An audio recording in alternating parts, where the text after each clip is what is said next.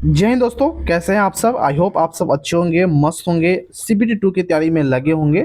आज हम बात करेंगे आरआरबी एलपी भर्ती परीक्षा 2026 को लेकर। देखिए, जब से आप लोगों ने एग्जाम दिया है, आंसर की से अपना रोज स्कोर मिला है, तब से आप लोग कहीं ना कहीं यह सोच रहे हो रिजल्ट कब तक आएगा, क्या हमें सीबीटी 2 की तैयारी करनी चाहिए या नहीं करनी चाहिए, रिजल्ट कब तक देखने को मिल सकता है, किस जोन का कट ऑफ क्या रहेगी, सेफ स्कोर कितना रहने वाला रहेगा, और हमें सीबीटी 2 की तैयारी करनी चाहिए या नहीं करनी चाहिए। सबसे बड़ी सभी के मन में डाउट है, क्योंकि अगली अगर बात किया जाए अगले स्टेज क्या है, तो सीबीटी 2 की है। अगर सीबीटी 2 अच्छे से नहीं गया तो आपका सिलेक्शन नहीं हो पाएगा, क्योंकि आप सभी को पता है जो सीबीटी 2 सीबीटी 1 आप लोग एग्जाम दिए हैं, उनका कोई रोल आगे फाइनल में लिस्ट में नहीं होते हैं। जो भी रोल होती है वह सीबीटी 2 का ही होती है, उसके बाद साइको का। तो तमाम तरीके से बहुत सारी जानकारी आप सबको इस वीडियो में देने वाले हैं, और सबसे बड़ी अपडेट जो रिजल्ट के रिगार्डिंग हमें मिला है उसके बारे में भी हम बात करने वाले हैं इस वीडियो में। सबसे पहले बात करते हैं रिजल्ट के रिगार्डिंग क्या बड़ी अपडेट आई है। तो आज तक के रिपोर्ट के अनुसार अगर हम माने तो रिजल्ट के बारे में कि देखिए, विशेष संवाददाता दिल्ली रेलवे भर्ती बोर्ड द्वारा आयोजित असिस्टेंट लोको पायलट यानी कि एलपी भर्ती परीक्षा 2025-26 का परिणाम को लेकर अब लाखों अभ्यर्थियों का इंतजार अब खत्म होने की कगार पर पहुंच गया है। सूत्रों के मुताबिक बोर्ड आगामी 6 से 8 जून के बीच इस परीक्षा का परिणाम आधिकारिक वेबसाइट पर घोषित करने की पूरी तैयारी कर रहा है। इस बार कुल 10,970 के लिए देश भर में लगभग 10 लाख अभ्यर्थियों ने आवेदन किया था। देखिए, जो 10,970 पहले यह 9,970 थी, लेकिन 1,000 जो वैकेंसी फिर से इन्हेंस कर बढ़ा दी गई है, जिसमें 70% उपस्थिति दर्ज हुई थी। अभ्यर्थियों के अनुसार परीक्षा का स्तर सामान्य रहा, लेकिन 75 प्रश्न इस प्रश्न पत्र पर लगभग 1/3 का निगेटिव मार्किंग होने के कारण बहुत सारे अभ्यर्थियों को इसमें काफ़ी अंक में घटाव भी देखने को मिला है आंसर के आने के बाद। तो कट ऑफ को लेकर बड़ा मुकाबला देखने को मिल सकता है। फिलहाल मूल्यांकन का काम अंतिम दौर में है, और जून के पहले हफ्ते में रिजल्ट जारी होने की उम्मीद जताई जा रही है, जिसके बाद अभ्यर्थी सीधे अपने स्कोर कार्ड चेक कर सकेंगे। यह जो आपको मैं बताया है आज तक की रिपोर्ट के अनुसार है। या अपने गूगल पर भी जाकर सर्च जैसे कीजिएगा आज तक एलपी न्यूज़ लेटेस्ट, तो सबसे पहले आपको इस देखने को मिल जाएगी, यही चैनल आपको देखने को मिलेगी। आगे बात करेंगे अगर हम एक और न्यूज़ चैनल के रिगार्डिंग, जो कि इंडिया टुडे, ये भी काफ़ी अच्छे न्यूज़ चैनल है। तो इनका भी यही कहना है कि 5 जून तक जारी होने की संभावना जताई जा रही है। यानी कि इंडिया टुडे हो या आज तक या कोई भी, अगर आप अदर न्यूज़ चैनल जैसे खोलते गूगल पर आर्टिकल पढ़ने स्टार्ट करते हो, तो सभी आपको ये दिखेंगे कि 5 से 8 जून, 5 जून के भीतर में या 10 जून तक आपको देखने को मिल जाएगी। यानी कि आप कह सकते हैं कि जून के पहले हफ्ते में आपको इसका रिजल्ट देखने को मिल जाएगी, और सीबीटी 2 परीक्षा से जुड़ी जानकारी भी आपको जारी की जा सकती है। उम्मीदवारों को सलाह दी जाती है कि लगातार आरआरबी की आधिकारिक वेबसाइट पर नजर बनाए रखें। यह आपका रिजल्ट के रिगार्डिंग जो लेटेस्ट अपडेट हमें मिली थी, आप सभी के साथ शेयर कर दिया। इसे देखने के लिए आप गूगल पर जैसे सर्च कीजिएगा, गूगल पर जाकर आपको सर्च करना है कि एलपी 2025-26 आपको लिखना पड़ेगा, 2025-26 एलपी रिजल्ट इंडिया टुडे, तो आपको यह मिल जाएगी। और जैसे आज तक लगाइएगा पीछे, आपको आज तक का न्यूज आर्टिकल देखने को मिल जाएगी। अब बात करते हैं सेफ स्कोर को लेकर कि सेफ स्कोर क्या रहेगी, कट ऑफ कितना जा सकती है, और किन को तैयारी करनी चाहिए और किन को अदर एग्जाम में शिफ्ट कर जाना चाहिए। तो सबसे पहले बात करेंगे एग्जाम हाईलाइट को लेकर। तो सभी कुछ आप सभी को मालूम चल गया होगा, न्यूज में ये सभी चीजें दी हुई जो मैं आपको यहाँ पर आपको बता रहा हूँ। 1/3 का निगेटिव, लगभग 7,10,780 कैंडिडेट इस बार एग्जाम दिए थे, अगर प्रॉपर डाटा की बात करें तो। और अप्रोक्स बात किया जाए तो 70% के करीब में टोटल उपस्थिति इस बार देखने को मिली थी। आगे हम बात करेंगे जो किन किन जो जोन में वैकेंसी बढ़ाई गई है, तो वह भुवनेश्वर, बिलासपुर और सिकंदराबाद, ये तीनों में वैकेंसी बढ़ाई गई है। तो अगर बात करें इसके बाद क्या वैकेंसी देखने को मिली है, तो देखिए, अगर यूआर से बात करें तो 4640 वैकेंसी हो गई है, पहले कुछ और थी। ओबीसी में 2750, एससी के लिए बात करें तो 1550, एसटी में 920, ईडब्ल्यूएस में 1110, और कुल पद इस वक्त हो गई है 10,970, यानी कि 1000 प्लस इसमें और पद बढ़ाई गई है पिछले बार के मुताबिक। यानी कि आप सभी को मालूम है, रेलवे हो या कोई भी अदर स्टेट लेवल का एग्जाम हो, सभी में एग्जाम होने के बाद भी यानी कि रिजल्ट आने से 2 दिन पहले, 5 दिन पहले तक ये जो वैकेंसी आती है वो कुछ ना कुछ बढ़ा दी जाती है, आप सभी को पता होगा। आगे अगर हम बात करेंगे नेक्स्ट, यानी कि सिलेक्शन प्रोसेस को लेकर जो काफी इंपॉर्टेंट है। तो सिलेक्शन प्रोसेस में आपका सबसे पहले सीबीटी 1 जो आप लोगों ने दे चुके हैं, और सीबीटी 2 आप जो अगले बार आप देने वाले हो, सीबीएटी उसके बाद आप दोगे, और फाइनल कटअप आपको बनने वाली है। उससे मेडिकल डिग्री भी तैयार होती है। सबसे पहले बात करेंगे कितना गुना कैंडिडेट को सिलेक्ट किया जाता है। तो CBT2 के लिए बात करें तो 15 गुना बच्चे पास होंगे CBT1 से, यानी कि लगभग 1,49,550 कैंडिडेट को पास किया जाएगा CBT2 के लिए, लगभग 15 गुना। और जो ये सभी जो एग्जाम देने पहुंचेंगे तो इसमें से लगभग 8 गुना बच्चों को फिर सिलेक्ट किया जाएगा CBAT के लिए, यानी कि 79,760 कैंडिडेट को फिर बुलाए जाएंगे CBAT के लिए। या कैंडिडेट जो बुलाए जाएंगे CBAT या जाएंगे CBAT में। आप सभी को ये सब कुछ समझ में आ चुका होगा। उसके बाद CBAT के बाद होगा साइको, यानी कि जिसे हम CBAT बोलते हैं। उसके बाद आपका DV मेडिकल वगैरह होगा, फिर फाइनल कट ऑफ को तैयार की जाती है।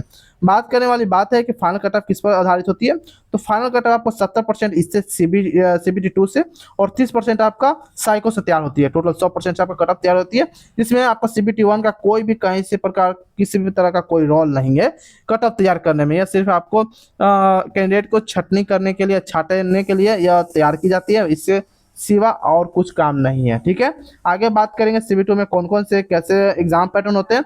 टोटल इसमें 2 पार्ट होते हैं, यानी आप कह सकते हैं 2 सेक्शन होते हैं, 2 पार्ट होते हैं। सबसे पहला पार्ट में आपको मैथमेटिक, रीजनिंग और जनरल साइंस होते हैं, जिसके लिए आपको 100 क्वेश्चन पूछे जाते हैं 100 नंबर के। टोटल टाइम की बात करें तो 90 मिनट इसके लिए आपको टाइम दिए जाते हैं।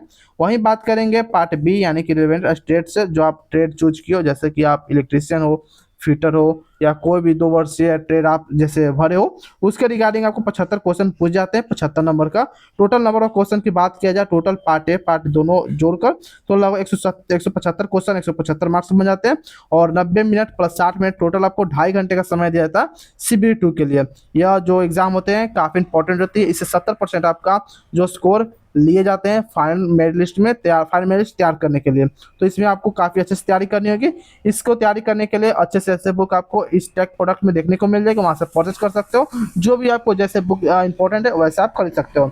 बाकी कुछ और भी बुक है जो आपको नीचे डिस्क्रिप्शन बॉक्स में देखने को मिल जाएगी, वहाँ से आप डायरेक्ट परचेस कर सकते हो।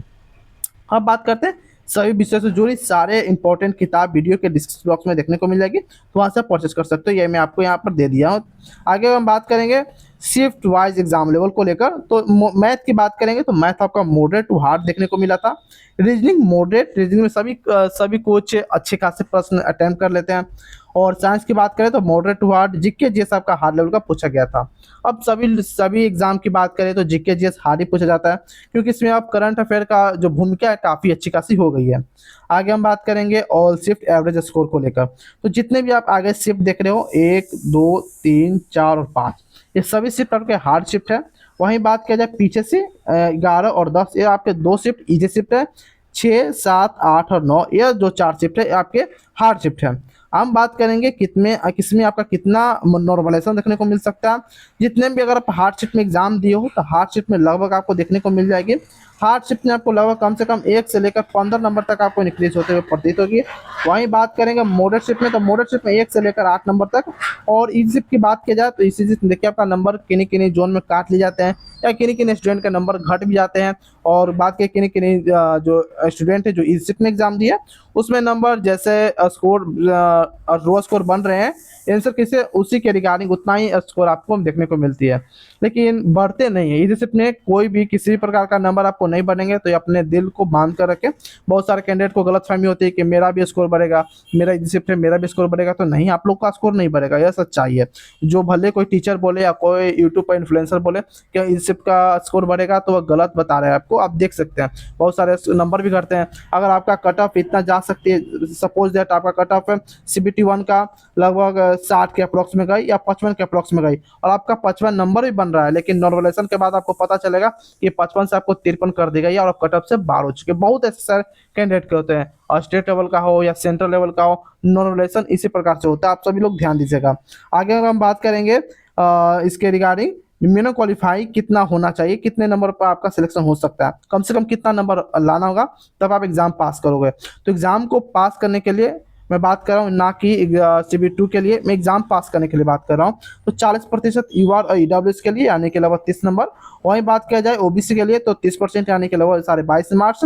SC की बात करें तो इसमें भी 22.5 मार्क्स, और ST की बात करें 18.75 मार्क्स आपको लाना जरूरी है। यह हो गई एग्जाम को पास करने के लिए, ना कि कट ऑफ।